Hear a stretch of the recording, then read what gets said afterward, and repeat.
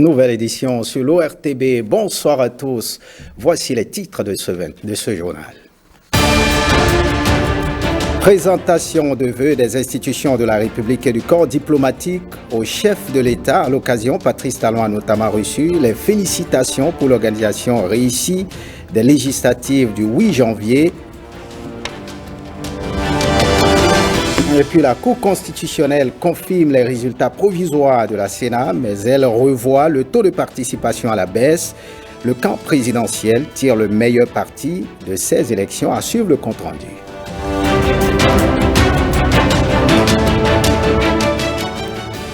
Et puis le maintien de la veille sur la dracunculose, encore appelée vers de Guinée, c'est le souhait de la coalition des organisations de la société civile du Bénin pour la couverture universelle en santé. Elle a fait un plaidoyer à cet effet.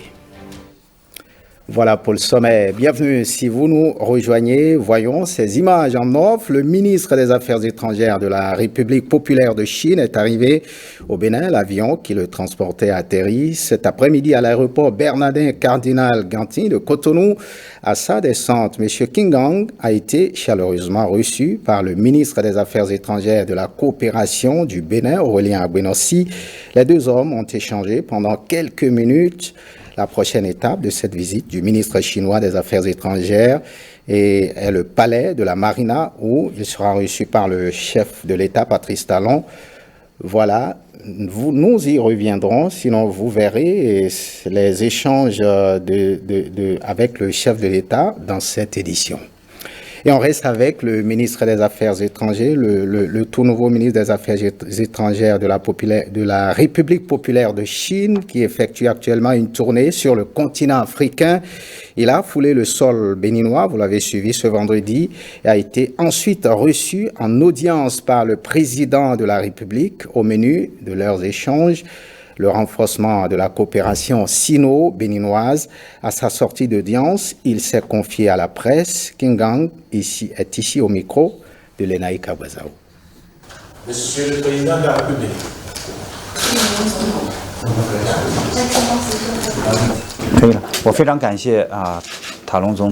Je exprime tous mes remerciements à son Excellence Monsieur le Président Patrice Talon qui m'a reçu en audience dès mon arrivée ici au Bénin. Nous venons d'avoir un long entretien approfondi et amical et nous avons dégagé une importante convergence de vues, à savoir les deux pays doivent continuer de se soutenir mutuellement et devenir des partenaires qui s'engagent dans une coopération mutuellement bénéfique pour le développement de la nation. J'ai dit au président que la partie chinoise continuera de soutenir le Bénin dans la poursuite d'une voie de développement adaptée à ses conditions nationales et que la partie chinoise continuera de contribuer au développement économique et social du Bénin et que la partie chinoise encouragera davantage d'entreprises chinoises à venir investir et s'implanter au Bénin. La Chine entend travailler ensemble avec le Bénin pour concrétiser ensemble les projets convenus par nos deux parties dans le cadre des 9 programmes de coopération du Forum sur la coopération sino-africaine. Ce sont des projets d'infrastructure dans le domaine manufacturier et dans le domaine de la santé. Il y a également des projets de coopération prioritaires dans nos deux pays que nous devons travailler ensemble pour assurer la mise en œuvre au service du bien-être du peuple béninois.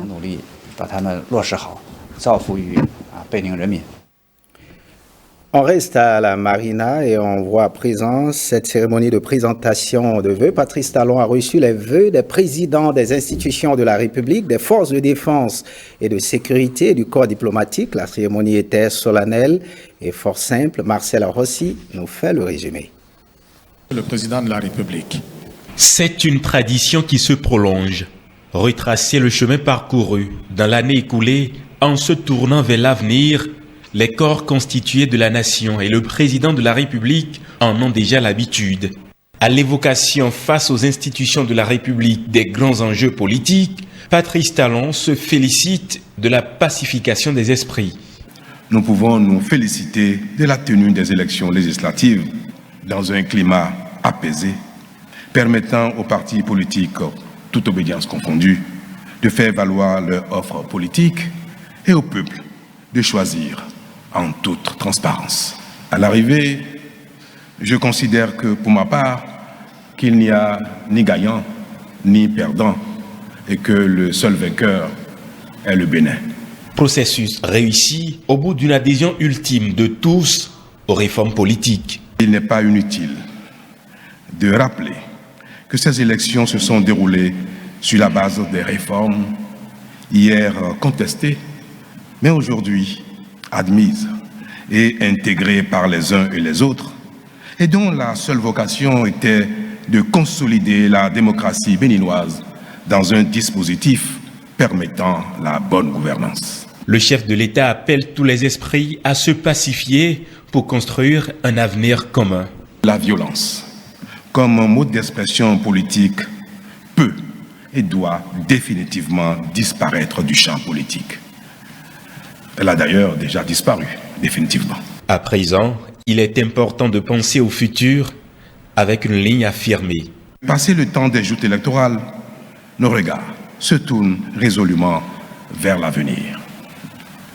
Un avenir qui nous commande d'unir nos forces pour l'édification d'une nation béninoise plus prospère et plus résiliente, où le bien-être individuel et collectif se renforce sans cesse. Patrice Talon appelle à travailler pour l'avenir. Les progrès réalisés ensemble ces dernières années nous obligent à garder le cap sans désemparer. Ainsi, nous devons considérer que 2023 nous commande de faire davantage pour l'enracinement d'une gouvernance vouée au développement intégral de notre pays et portée par une démocratie de plus en plus vertueuse. Rendez-vous en 2024 pour un nouveau bilan et peut-être avec de nouvelles têtes dans le rang des présidents d'institutions. Et puis la deuxième phase de la cérémonie est marquée par les félicitations du corps diplomatique au chef de l'État. Le chef de l'État et toutes les institutions du pays qui ont permis d'organiser des élections réussies dans la quiétude totale. Il salue aussi les efforts du gouvernement face aux différentes crises que connaît le monde. La réponse de Patrice Talon dans ce reportage signé Marcela Rossi. Et la qualité de vos collaborateurs. Rachid Erghibi, ambassadeur du Royaume du Maroc au Bénin, est depuis le 31 juillet 2022 le doyen du corps diplomatique. À ce titre, il porte cette année la voix de ses homologues pour la formation des vœux à l'endroit du chef de l'État. Je voudrais vous assurer, Monsieur le Président, de la volonté des partenaires internationaux et des ambassades accréditées au Bénin, réunis ce matin pour cette cérémonie de vœux, pour accompagner le Bénin, pour poursuivre cette dynamique économique et sociale que vous avez initiée avec méthode, volonté et détermination et dont nous sommes les témoins. Ces efforts et ces réussites, Patrice Talon les attribue à tout son peuple. S'agissant des réalisations socio-économiques en dépit du contexte international difficile, elles sont l'œuvre du peuple béninois tout entier et traduisent son aspiration à une vie meilleure pour les générations actuelles et futures. À cet égard, je voudrais vous rassurer que mon gouvernement veillera à intensifier cette dynamique afin que les résultats soient encore plus visibles pour impacter davantage notre bien-être. Dans sa démarche vers de plus grands progrès, le gouvernement du Bénin a su compter sur ses traditionnels partenaires tout en acceptant de nouvelles coopérations pour maintenir les bons résultats, les dépasser, mais toujours dans un climat de paix. Au-delà de la sous-région africaine, l'Afrique et le monde entier ont besoin de paix. Il n'y a aucun intérêt à entretenir les foyers de tension pendant que les défis de préservation de la planète se posent plus que jamais et que les peuples souhaitent une amélioration continue de leurs conditions de vie. Je récuse tous les fondamentalismes qui concourent à sa déstabilisation et j'en appelle à la vertu du dialogue pour que partout où la paix est menacée, les protagonistes se parlent. Sur la question de la sécurité, Patrice Talon a une pensée pour le monde entier. Je souhaite et prie le ciel que la guerre en Ukraine s'achève en 2023 elle impacte trop négativement nos vies, à chacun de nous. Et sa persistance compromettrait de manière trop durable la valeur humaine. Et loin des difficultés induites par les crises actuelles, les progrès du Bénin seraient encore mieux visibles. Et puis au dernier volet de la cérémonie, les forces de défense et de sécurité ont à leur tour présenté leurs vœux au chef de l'État. Le compte-rendu est signé Marcel Arrossi. 2022 a été une année de mise à l'épreuve pour les forces de défense et de sécurité. Certes, elles s'en est allée, mais elle nous a désormais imposé de nouveaux défis. À l'engagement déterminé des forces de défense et de sécurité, le chef de l'État répond par un soutien sans faille. Nos efforts seront maintenus en vue de mettre à votre disposition des équipements de plus en plus adaptés et la logistique appropriée, le tout pour maintenir en votre sein l'état d'esprit nécessaire à l'accomplissement de vos missions respectives. Ces missions de défense de notre pays et de nos institutions, de protection de nos intérêts vitaux, des populations et de leurs biens ont été exécutées au cours de l'année écoulée avec satisfaction. Elles l'ont été grâce notamment à la symbiose et la complémentarité entre toutes vos unités militaires et paramilitaires, nonobstant vos difficultés en ressources humaines et matérielles. C'est pourquoi je ne doute pas que les efforts remarquables du gouvernement à votre profit vous permettront de faire davantage. La densification des effectifs qui s'observe, que vous venez d'évoquer, va se poursuivre et sera soutenue par la dotation urgente en matériel majeur de pointe pour vous permettre de mieux répondre aux défis sécuritaires actuels. Il en sera ainsi, parce que la sécurité est une condition indispensable du développement socio-économique qui induit le bien-être des populations. C'est elle qui permettra, en plus de la bonne gouvernance, l'afflux des investissements dans notre pays. Vous comprendrez donc pourquoi j'insiste. Afin qu'aucune place ne soit laissée au manque de professionnalisme et à l'incurie dans l'exécution de vos missions, tout en veillant à ce que les conditions de vie et de travail de vos personnels soient continuellement améliorées. Pour l'heure, Patrice Talon se montre toujours satisfait. Quant au succès que nous avons pu observer dans tous ces domaines que je viens d'évoquer, notamment la protection du territoire et la sécurité des uns et des autres.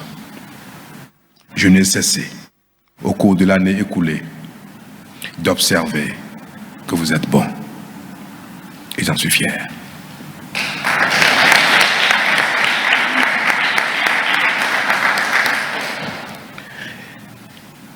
Et c'est cette fierté qui me donne l'assurance que nous allons, au fil du temps, jour après jour, montrer votre vaillance, votre efficacité dans tous les défis qui sont les nôtres aujourd'hui, l'insécurité et le terrorisme.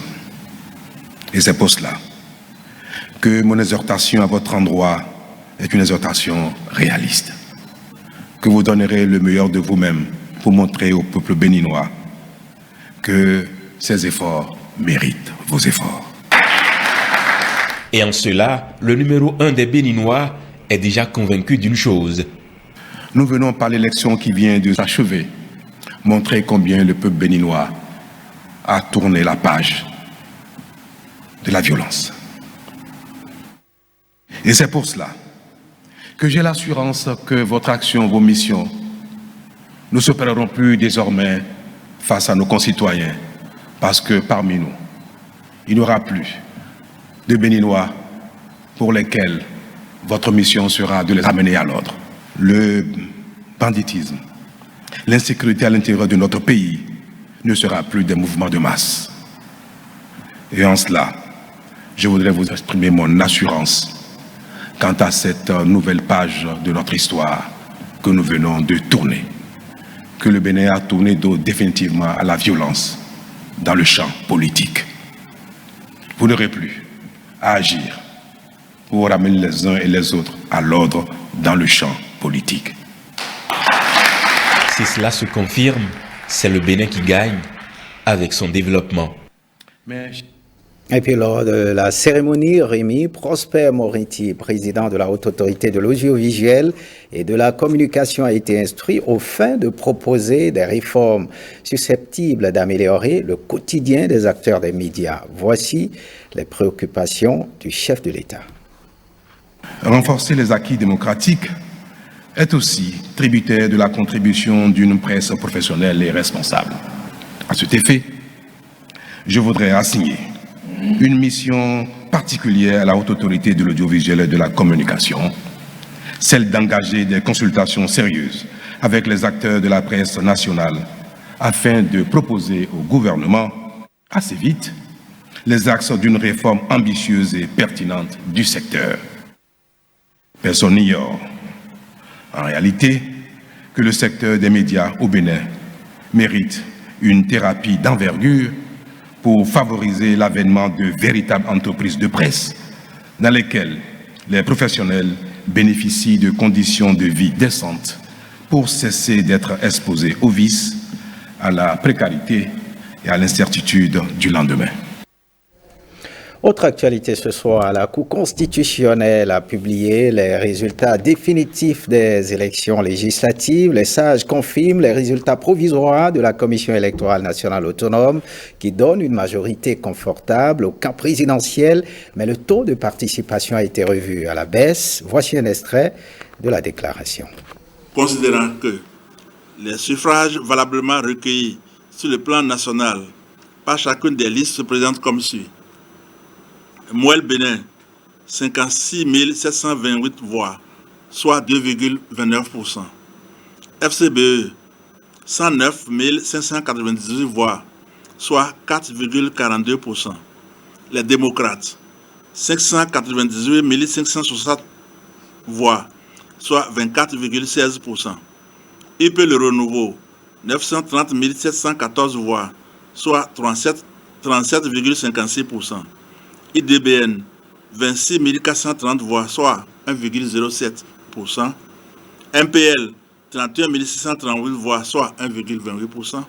Bloc républicain, 724 240 voix, soit 29,23%.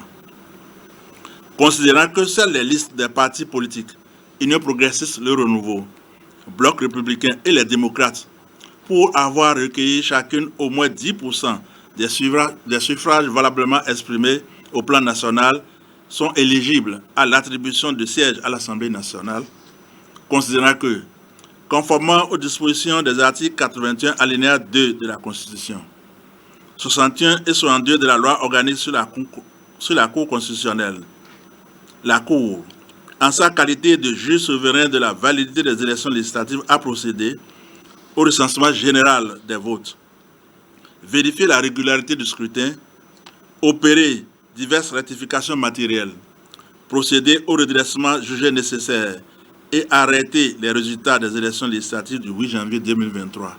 En conséquence, article 1er, dit que les trois partis politiques déclarés éligibles à la répartition des sièges obtiennent par circonscription le nombre de sièges ci-après. Première circonscription, Union progressiste Le Renouveau, 3 sièges. Bloc républicain, 1 siège. Les démocrates, 0 siège. Deuxième circonscription, Union progressiste Le Renouveau, 2 sièges. Bloc républicain, 1 siège. Les démocrates, 1 siège. Troisième circonscription, Union progressiste Le Renouveau, 1 siège. Bloc républicain, 3 sièges. Les démocrates, 0 siège. Quatrième circonscription, Union progressiste Le Renouveau, 1 siège. Bloc républicain, 1 siège. Les démocrates, 3 sièges. Cinquième circonscription, Union progressiste Le Renouveau, 4 sièges. Bloc républicain, 1 siège. Les démocrates, 1 siège. Sixième circonscription, Union progressiste Le Renouveau, 5 sièges. Bloc républicain, 1 siège. Les démocrates, 2 sièges.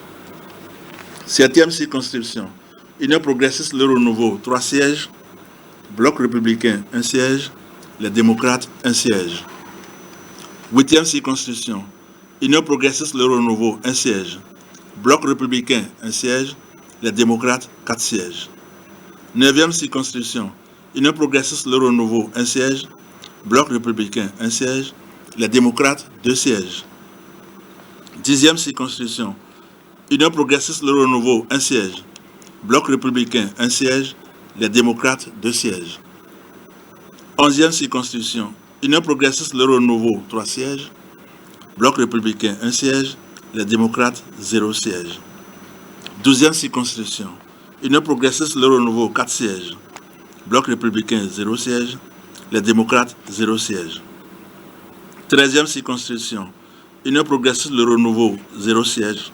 Bloc républicain, 2 sièges. Les démocrates, 1 siège. 14e circonscription. Union progressiste Le Renouveau, 0 siège. Bloc républicain, 2 sièges. Les démocrates, 1 siège. 15e circonscription. Union progressiste Le Renouveau, 1 siège. Bloc républicain, 0 siège. Les démocrates, 3 sièges. 16e circonscription. Union progressiste Le Renouveau, 1 siège. Bloc républicain, 1 siège. Les démocrates, 3 sièges. 17e circonscription. Union progressiste Le Renouveau, 2 sièges. Bloc républicain, 0 siège. Les démocrates, 1 siège. 18e circonscription. Union progressiste Le Renouveau, 3 sièges. Bloc républicain, 1 siège. Les démocrates, 0 siège. 19e circonscription. Union progressiste Le Renouveau, 3 sièges. Bloc républicain, 1 siège. Les démocrates, 2 sièges. 20e circonscription. Union progressiste Le Renouveau, 4 sièges. Bloc républicain, 1 siège. Les démocrates, 1 siège. 21e circonscription. Union progressiste Le Renouveau, 3 sièges. Bloc républicain, 1 siège. Les démocrates, 0 siège. 22e circonscription. Union progressiste Le Renouveau, 1 siège. Bloc républicain, 2 sièges. Les démocrates, 0 siège. 23e circonscription. Union progressiste Le Renouveau, 3 sièges. Bloc républicain, 2 sièges. Les démocrates, 0 siège. 24e circonscription. Union progressiste Le Renouveau, 3 sièges. Bloc républicain, 2 sièges. Les démocrates, 0 siège. Article 3. Dit que la présente proclamation ne préjuge pas de l'issue des contestations qui pourraient entraîner l'invalidation du siège de député. Ordonne la publication de la présente proclamation au journal officiel. On siégé à Cotonou le 12 janvier 2023. Messieurs Razaki Amouda Issifou, président. Sylvain Noati, vice-président. Cécile Marie-Josée de Dravo Zindowe, membre. André Katari, membre. Fassassi Mustafa, membre. Rigobert Azon, membre. La proclamation vient ainsi de prendre fin. L'audience est close.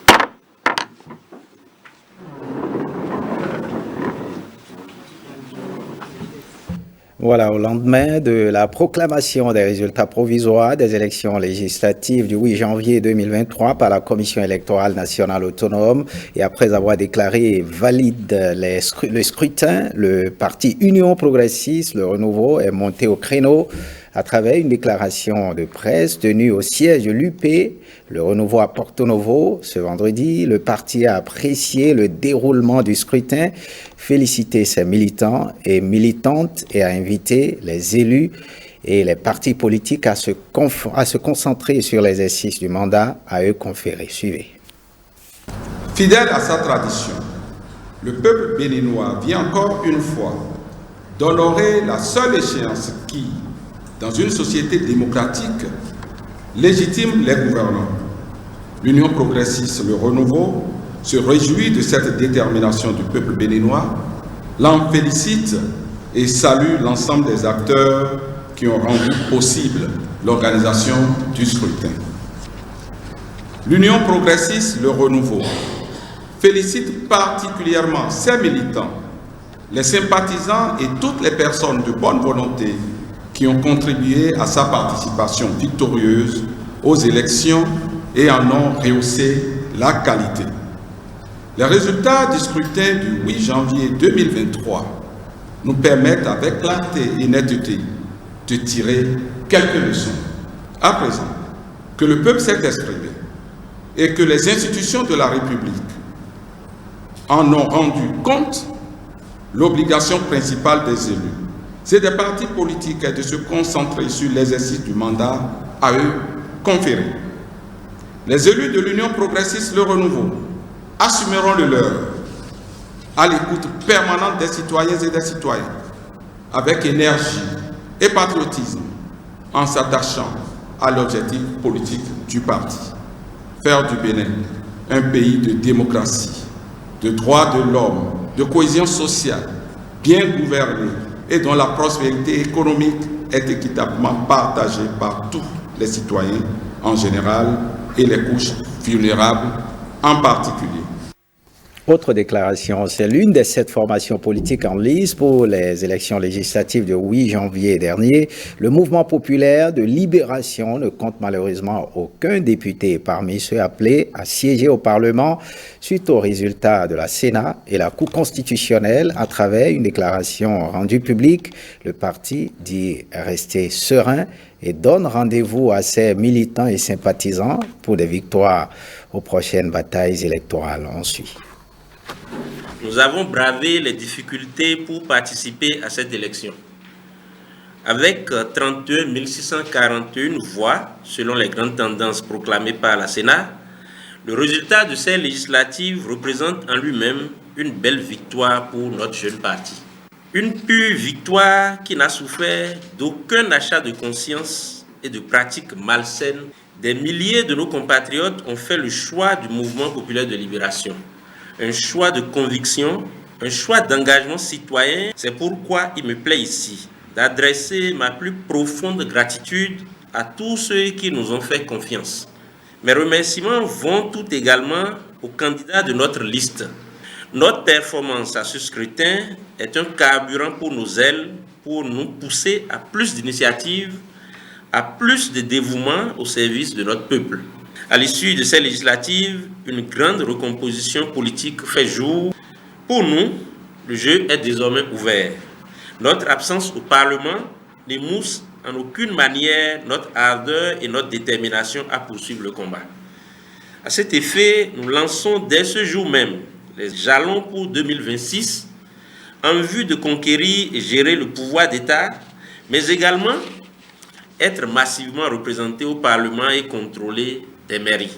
Et c'est avec vous, chers militantes et militants du mouvement populaire de libération, que nous tiendrons ce pari pour ainsi changer de cap. Proclamation officielle et définitive des résultats de la Cour constitutionnelle. Rappelons que l'Union progressiste Renouveau a pu avoir 53 sièges, les démocrates 28 sièges et le Bloc républicain 28 également. Comment la population et quelques organisations de la société civile apprécient tout le déroulement de ces élections? Suivez leur réaction au micro de Ézéchiel Jacob et Donatien Falola. Les élections étaient passées dans la tranquillité, pas de violence, ce qui est déjà normal par rapport aux autres, parce que Patrice Talon ne fait toujours que de surprendre le peuple béninois. Il a essayé de donner la voix aux opposants, de participer aux élections. Déjà là, je lui tire chapeau. Il a aussi essayé de donner de place aux femmes. Il a fait honneur aux femmes en leur attribuant des sièges. On n'a jamais eu des femmes comme ça à l'Assemblée. Aujourd'hui, les femmes pourront nous représenter comme hommes, comme femmes, pour pouvoir défendre nos intérêts. Et je crois que là où il y a une femme, c'est qu'il aura toujours une entente. Parce qu'ils sont des mères de famille. Les élections, je pense qu'avec le temps que j'ai fait déjà, ça s'est bien déroulé. Maintenant, s'agissant des résultats, je pense que le peuple a donné la majorité au président de la République. Ça veut dire que le peuple est reconnaissant envers le président de la République. Le peuple n'est pas dupe. En lui donnant cette majorité, ça veut dire que le président travaille. J'étais parti dans un village que je n'ai jamais imaginé qu'il peut avoir de l'eau. Il y a de l'eau déjà là-bas. Il y a de l'électricité, il y a des voies. Chaque Béninois peut se soigner gratuitement maintenant. Donc ça veut dire que le président travaille pour ce pays. Je pense que cette majorité va toujours continuer dans cette lancée pour que le président puisse continuer par travailler encore. Nous leur avons donné beaucoup de conseils. Il ne doit pas avoir des injures. Ces jeunes nous ont écoutés et c'est le Bénin qui a gagné.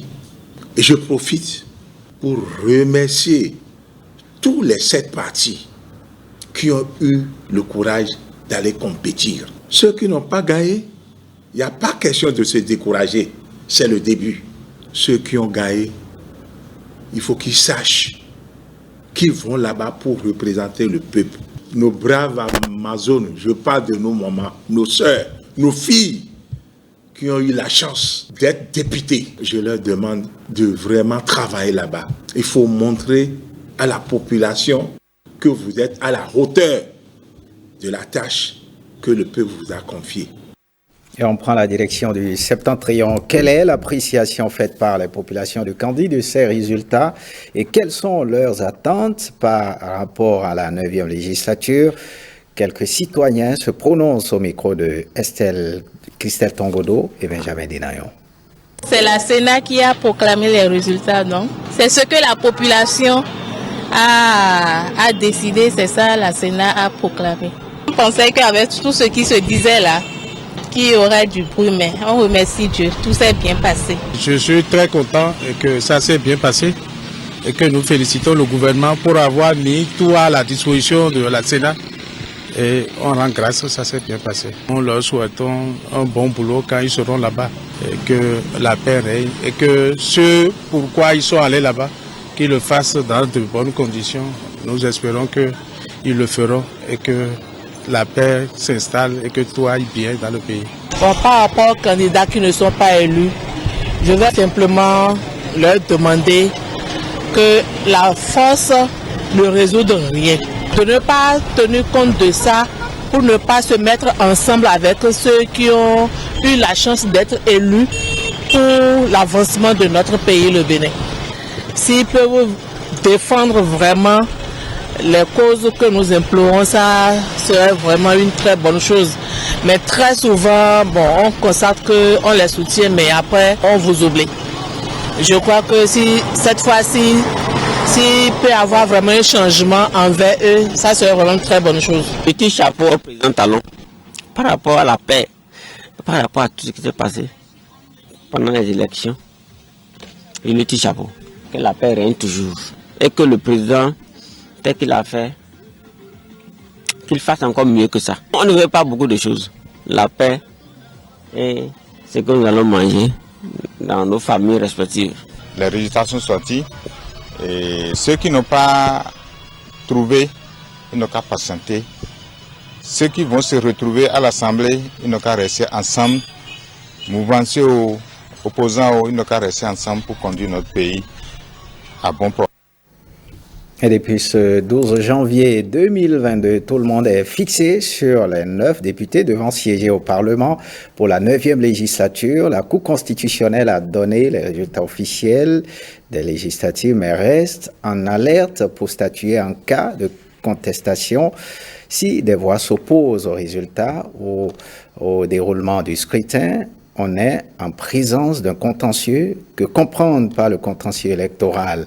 Le secrétaire général de la Cour constitutionnelle nous donne plus de précisions dans ce sujet, signé Rodrigue Babagüeto. On peut entendre par contentieux électoral l'ensemble des contestations sur un fait particulier qui concerne les élections. Toutes les fois où les acteurs en compétition ou les électeurs ou des observateurs contestent la manière dont les choses se sont passées et voudraient l'arbitrage du juge pour que celui-ci tranche et tire les conclusions de ce qui s'est passé, on peut dire qu'il y a contentieux électoral. Lorsque les résultats vont être proclamés, ceux qui ne seront pas d'accord, la loi prévoit que dans les 10 jours qui suivent la proclamation des résultats, les électeurs de la circonscription ainsi que les candidats ou partis politiques ayant fait acte de candidature peuvent saisir la Cour constitutionnelle de la contestation de l'élection de tel ou tel candidat ou de telle ou telle liste de candidats. Et c'est cette requête déposée à la Cour constitutionnelle dans les délais et précisant que l'on conteste l'élection de telle ou telle personne, c'est cette requête-là qui permet de saisir la Cour constitutionnelle, laquelle va se réunir, va étudier les motifs des uns et des autres, va écouter les différentes parties et va trancher, soit en confirmant l'élu, soit en invalidant son élection. Une fois que nous sommes saisis, nous travaillons dans des délais extrêmement rapides. Nous faisons un courrier en direction du député dont l'élection est contestée. Ce courrier est lu au niveau de l'Assemblée nationale. Il prend le temps de venir regarder le recours et les arguments qui sont contre lui. On lui donne un délai très rapide pour répondre à ces arguments. Et après cela, on organise le procès public par lequel on donne raison au requérant ou au député dont l'élection est contestée. Retour sur la fête des religions endogènes au Bénin. Cette 29e édition a été célébrée à Grand Popo. Pour marquer l'événement, les gardiens des différents couvents ont défilé devant des centaines de visiteurs venus de l'extérieur et de nombreux curieux. Ramatou Lawani et nos compatriotes. Plage de Grand Popo, difficile de se frayer un chemin en ce jour où le vaudou est célébré dans toute sa diversité.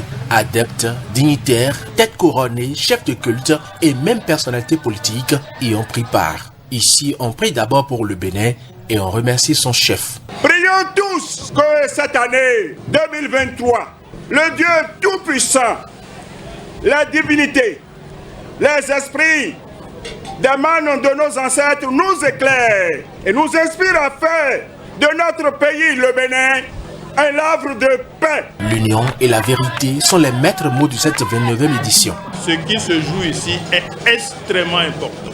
C'est la raison pour laquelle j'invite les détenteurs de cette spiritualité universelle à s'unir. Mon vœu le plus cher est que ces festivités du 10 janvier soit pour nos populations un socle solide sur lequel viendront se fixer tour à tour l'amour, l'unité et l'harmonie. La fête de ce jour est un moment de grande joie, de retrouvailles, de réconciliation, d'union, de prière, de libation et d'invocation des membres de nos ancêtres afin que la paix et la concorde règne. Au-delà des stéréotypes négatifs diffusés, le vaudou n'est pas le mal selon les initiés. C'est le moment de dire un sincère merci à tous les pionniers qui ont œuvré de quelque manière que ce soit pour l'épanouissement des cultes endogènes. Ce qui est dans le vaudou n'est pas difficile.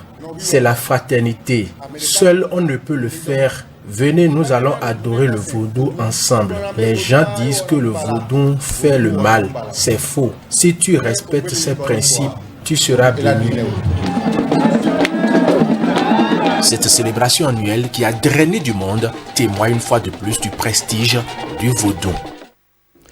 Voyons ce plaidoyer à présent. La coalition des organisations de la société civile du Bénin pour la couverture universelle en santé plaide pour le maintien de l'état de veille sur la dracunculose, encore appelée ver de Guinée. C'est à la faveur d'un point de presse organisé ce vendredi 13 janvier au siège de la coalition à Cotonou et qui a permis de faire un état des lieux de la maladie au Bénin. Jean-Claude James et on sait ça, Samoïmon.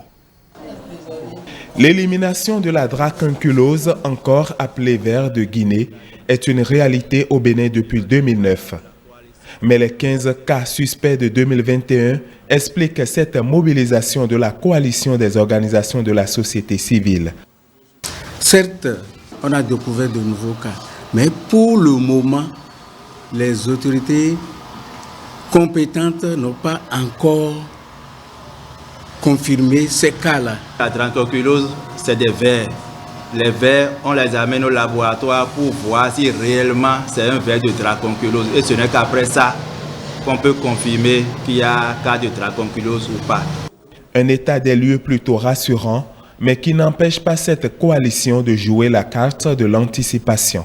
Le risque d'un état de veille défaillant sur la maladie ferait reculer les indicateurs en matière de santé et viendra annihiler les multiples efforts fournis depuis plusieurs années.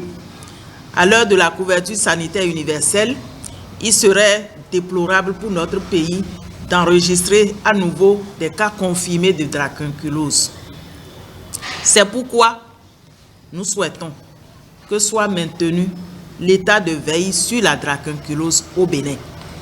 La dracunculose, entendez ver de Guinée, est une helminthiase transmise par l'eau de boisson et classée par l'Organisation mondiale de la santé, OMS, parmi les maladies tropicales négligées. Cette rencontre avec la presse s'inscrit dans le cadre du projet Bénin Horizon 2030, s'engager pour le droit à la santé et à la lutte contre les maladies tropicales négligées de la COBOCUS, soutenue par la Fondation Anesvad.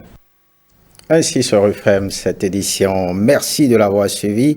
Bonne suite des programmes sur l'ORTB et bon week-end à tous et à toutes.